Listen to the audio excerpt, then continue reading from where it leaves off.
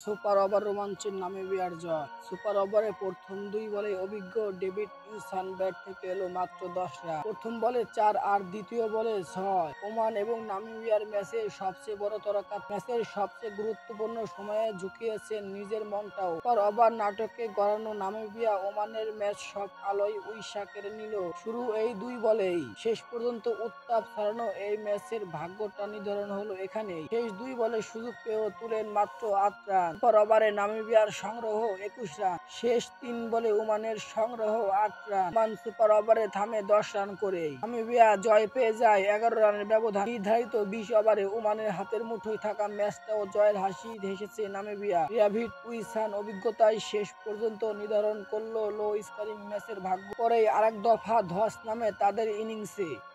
৬৮ থেকে ৯৯ রান যেতেই ওমানের হারায় ৫ উইকেট। এক পর্যায়ে ওমানের সংগ্রহ ১০০ রান পার হয়ে নিয়েছিল আশঙ্কা, কিন্তু শেষ দিকে শাকিল আহমেদ ২-৪ তাদের দলীয় সংগ্রহ টেনে নেয় ১০৯ রান পর্যন্ত। ক্ষুদ্র এই রানটাই অবশ্যই একসময় মনে হচ্ছিল ধীরগতির ব্যাটিং করলেও রান রেট রেখেছিলেন নাগালের মাঝে। ৪২ রানের জুটি গড়েন রোফেন ড্রাভিড। এরপর অধিনায়ক ইসার মার্টসকে নিয়ে দলকে জয়ের দিকে আনেন।